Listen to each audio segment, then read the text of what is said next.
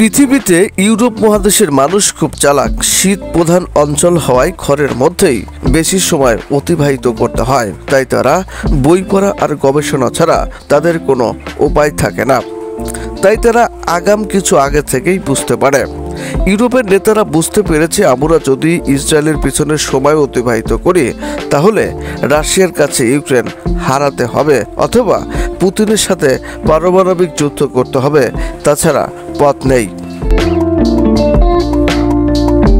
ইসরায়েলের দখলদারিত্বের থেকেও ইউক্রেন ইউরোপের জন্য গুরুত্বপূর্ণ, তবে এটা সত্য যে কোনো মূল্যে ইউরোপ ইউনিয়ন ইউক্রেনকে রাশিয়ার কাছ থেকে রক্ষা করতে চায়।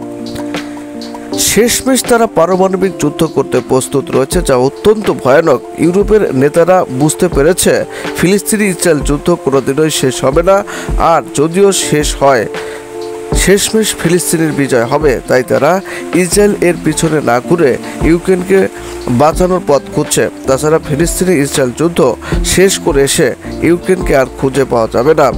ইউরোপের নেতারা আরও বুঝতে পেরেছে ইরান ও তুরস্ককে আর পৃথিবীর কোনো জোট থামাতে পারবে না। সুতরাং মধ্যপ্রাচ্যে তারা তাদের প্রভাব প্রতিপত্তি ক্রমেই বাড়াতে থাকবে এবং তাদের প্রক্সি বাহিনী আরও শক্তিশালী হয়ে উঠবে। তারা আরও জ্ঞান, বিজ্ঞান, প্রযুক্তি এসব প্রক্সি বাহিনী আয়ত্ত করে তাদের প্রভাব মধ্যপ্রাচ্যে বাড়াতেই থাকবে।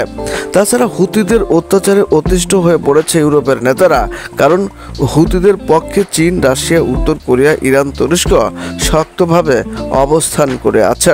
তাই তারা হুতিদের ও রাশিয়ার কাছ থেকে বাঁচার জন্য ছুটে যাচ্ছে চীনের কাছে, কারণ চীন এখন এদের মাথা ও মাতবার।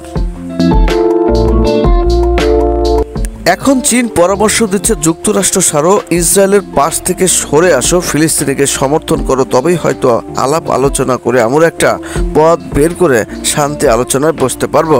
তাই ইউরোপের নেতারা ইসরায়েল, আমেরিকাকে বাদ দিয়ে ফিলিস্তিনের পক্ষ নিচ্ছে পুতিনের সাথে আপোষ করার জন্য।